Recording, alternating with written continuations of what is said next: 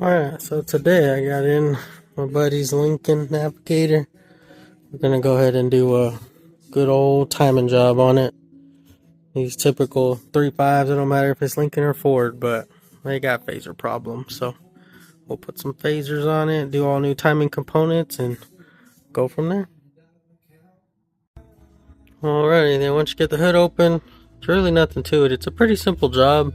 I say simple, I mean I've done a lot of these, but it's just time consuming. And then as long as you're comfortable getting inside the motor, and really I think the only special tools you need are just the cam phase holders, which nowadays you can get those online, so it's not a big deal.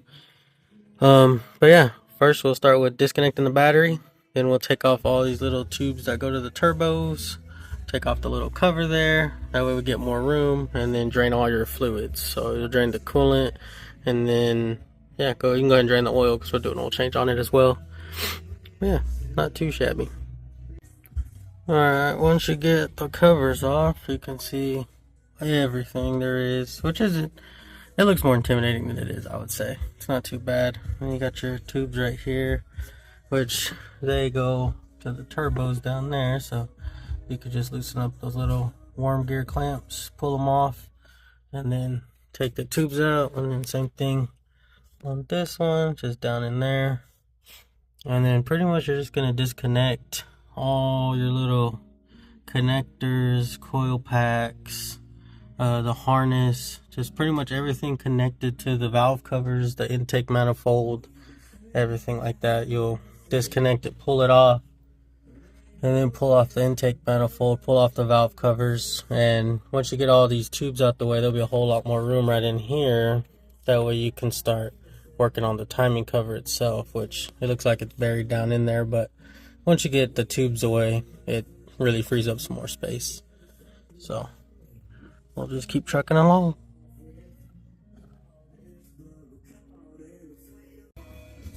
Alrighty, so when you're trying to get these tubes off, you're going to take them off from the turbos down there on both sides. And I think the easiest way of doing this is going to be just lift it up, take the tires off, and then you can actually just get to them through the fender well right here. So there's that one right there, and then the other one is just right there. There we go. So you can see one and two up there. So once you take those off on both sides, those tubes come right off. And then another thing you can do is get some WD-40 and on some grommets. Right, see if my camera can focus. See, it's easier to see on this side. So, right there, you can kind of see where I put some WD-40 right here on this like L-shaped bracket with the two bolts. Just spray some there on both of them, and it'll make getting this out a lot easier. Alright, once you get those tubes on the side off that go to the turbos, here's the ones that go to the intercooler. You'll take off these two right here, so you can see there's one, there's two. Take those off, that slides out. Depending on the condition of your turbos and whatnot, these could have some oil in them, so just kind of be prepared. Like, don't be directly under them because you don't want oil to just splash on you, and that kind of suck. And then on this side, you got this right here that goes to one of the tubes, and you'll just grab it and twist it, and it'll unlock it for you. And then on this big one, this is what goes to the throttle body. And if you see right here, this little clip, just get a flathead or whatever, a pick, and just pop that clip out, and this whole thing just comes off. So pretty simple. And same thing, sometimes this can have oil in it too, so just make sure that you don't get oil on you or you're directly under it. Yep. Alright, now that you got all your tubes off, the turbos over there, now you can see how much more room there is. And you can really, now you can actually somewhat see the timing cover and all the little accessory drives, all that good stuff right there. Yeah, not too bad.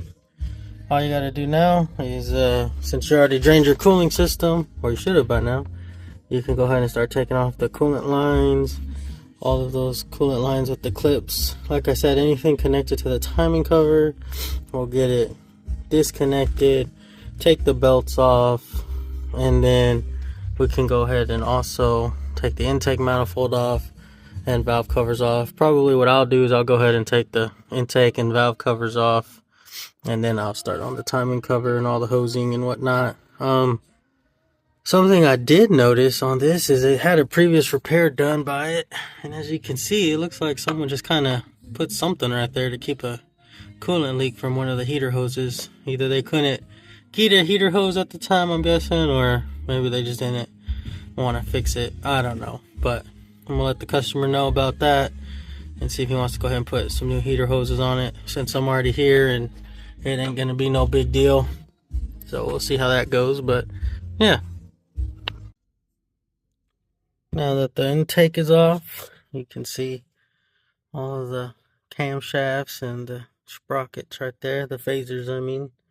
That's what we're going to end up replacing with new chains and everything. And you can always tell the old generation or the old style of phasers because you can see the springs on the outside.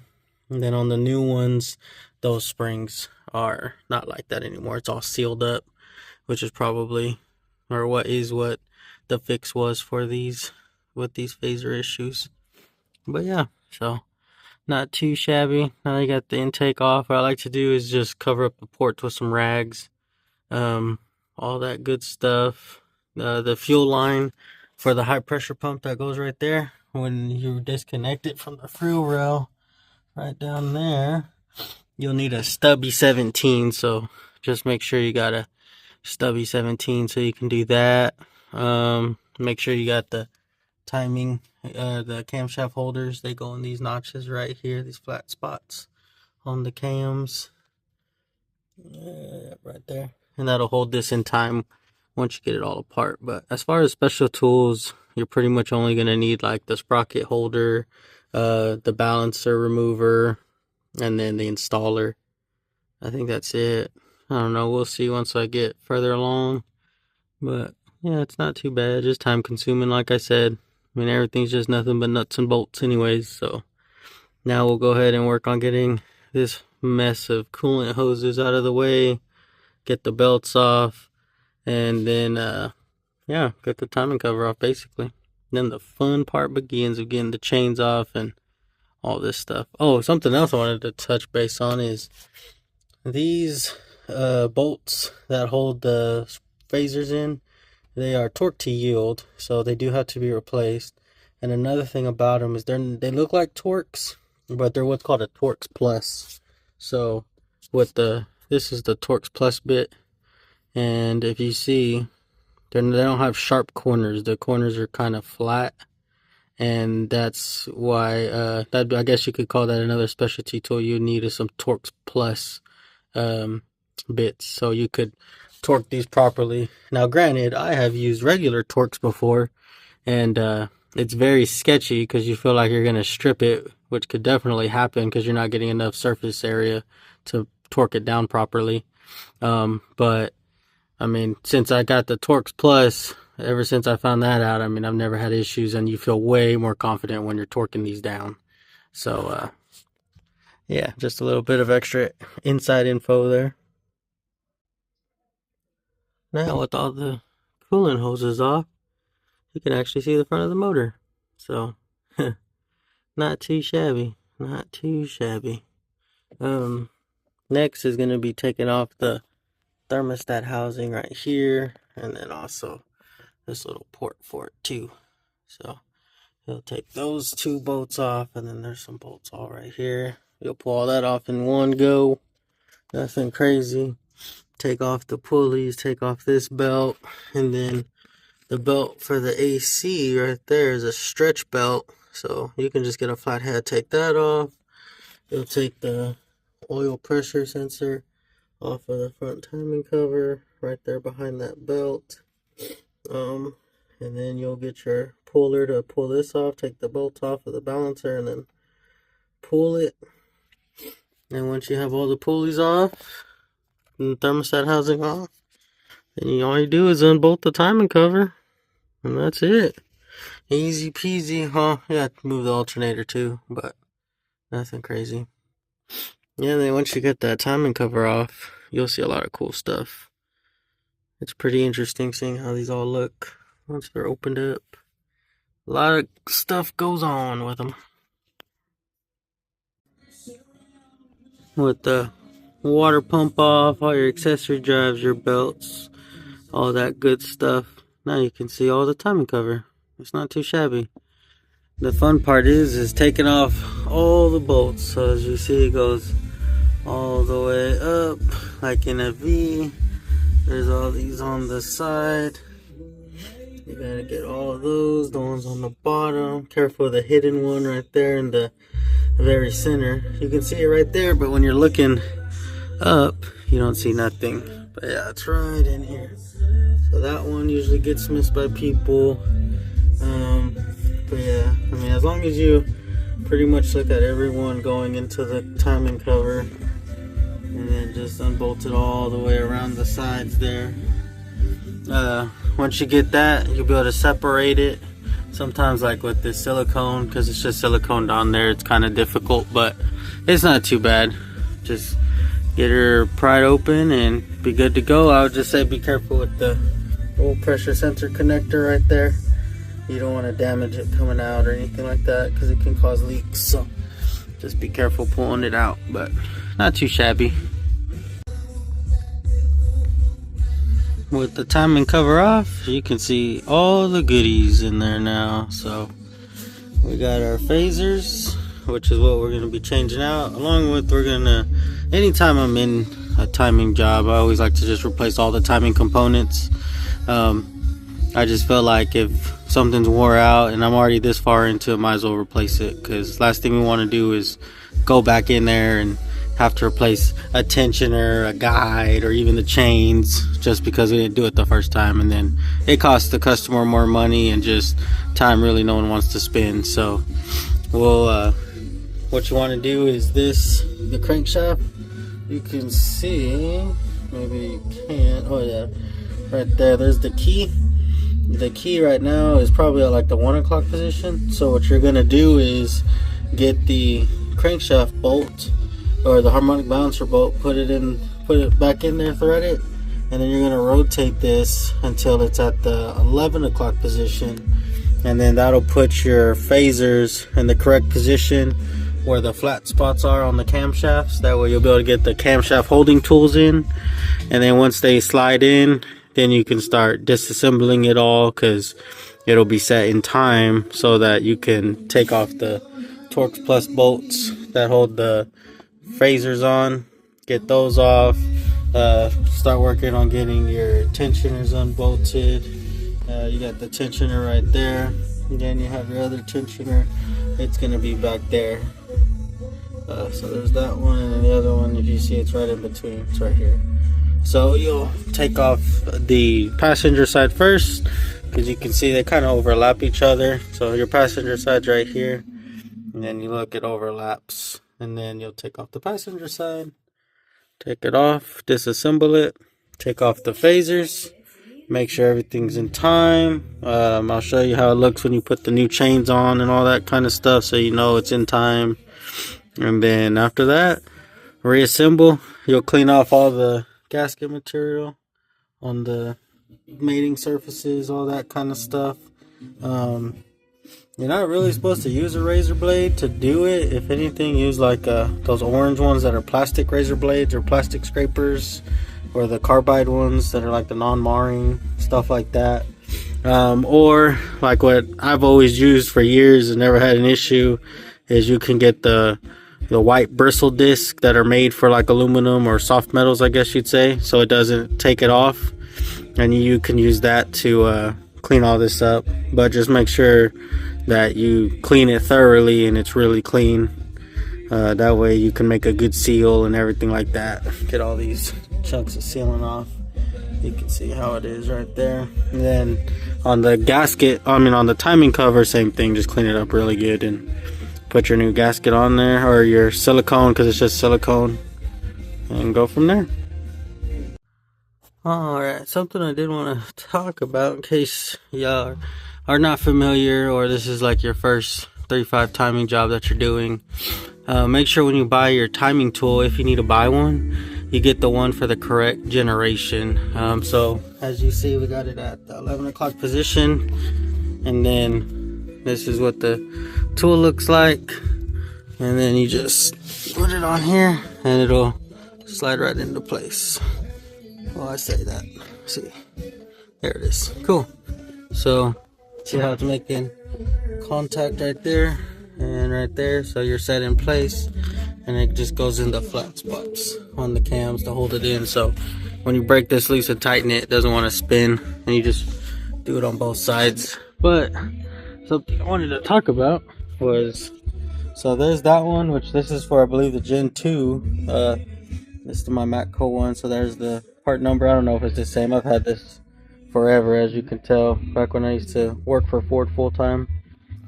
This is the other one for the first generation, and if you look at it, you can see how it's smaller. The camshafts are actually closer together on the first generation than on the second one. So if you get the wrong camshaft holder tool, it won't work. It'll say it's for a 3.5, but it could be for the first generation 3.5 or the second generation. I think there's a third out now, but I don't ever deal with those because I think that's on brand new stuff. But that's just a little bit of information so you can make sure you get the right specialty tool. And this is a prime example of why it's good to change out the guides and everything. When I was loosening the bolt, I'm assuming this probably had a hairline crack on it. So whenever I loosened it, it just literally just fell into pieces. There's like the little metal insert that goes in there. It's supposed to go pretty much like that. But that's also why it's good to replace all the timing components and not just like the phasers or something, because if you don't go ahead and have this, well, then that just costs you more time and more money at the end of the day. So it's good just to go ahead and replace everything. Alrighty, with the timing chains off, the guides off, the other side didn't shatter like that one did, so that was good. But got all that off. Time to start getting the phasers off. And so just so y'all can see how these phasers have the spring on the outside, it always lets you know that these are like the defective ones, I guess you could say, because they redesigned it, and the redesign looks like this. So as you can tell, it's all internalized now. There's no more spring on the outside and all that good stuff. So that's usually what gets rid of that crazy rattle on startup. Or in this case, the rattle was just going constantly because these were just so bad at that point. But time to pull them off, get the new ones on, get timing set, and put the chains, guides, tensioners, that little sprocket down here comes with the new one too. That on there. Once all of that's on, probably actually, you know what, is when I'm gonna take these phasers off, then I'll go ahead and clean everything, because that'll make it easier, because I won't have the chains and guides and all that in the way. So I'll get the phasers off, clean it up, and then put the new phasers on, timing, all that good stuff. And then just so y'all can see, like I was telling y'all about earlier, the T55 Torx Plus that you need for these. I wouldn't say you need them, but I mean, it would drastically improve your chances of not stripping it or causing any damage to these bolts, especially because they do need a lot of torque. So let me show you here's your normal Torx. See how it's more pointy on the edges, and then when you look at it in here, so you put her in there and you see there's that movement, so that just not very snug. And then with the Torx Plus, you can there you go, see how it's flat on the edges and not so pointy. So then you put it in here, there it goes, and solid. So that just is way better. But yeah. And then this is the set I got. What that includes the Torx Plus. It says OTC kit. It's pretty awesome. I like it. Granted, these aren't impact rated, but who really listens to all that kind of stuff? Maybe one day I'll get impact rated ones. I mean, I do have impact rated Torx and inverted Torx, but not Torx Plus. So. Alrighty. So now that we got the New phasers on, new timing, new sprocket, new tensioners, new all new everything. We already cleaned up the mating surfaces, all that good stuff. I already took the cam holder on this side, and I just wanted to show you once you get it all together and it's all good to go, then all you got to do now is just pull this so we're good like that, and then on your tensioner down there, a little grenade pin, which is this, just pull it. There you go. Now it's got tension. And these little things are very handy for if you do a lot of timing jobs, so I always like to hold on to those, especially if you're not going to replace the tensioners, which I feel like you should, but if some people don't, you can reset them, which isn't a big deal either. And so now that it's all together, I'll go ahead and just clean everything up one more time on the sealing surfaces, get the silicone on there and put silicone. You want to put silicone like right here where the heads meet the block, right there. And right there, and right there. So you always want to put a little extra silicone right there. That way you don't have to worry about sealing issues. And then, yeah, that's pretty much it. So it wasn't too bad. You can see, got the marks right in there. And we are good to go. So now the fun part of just reassembling everything.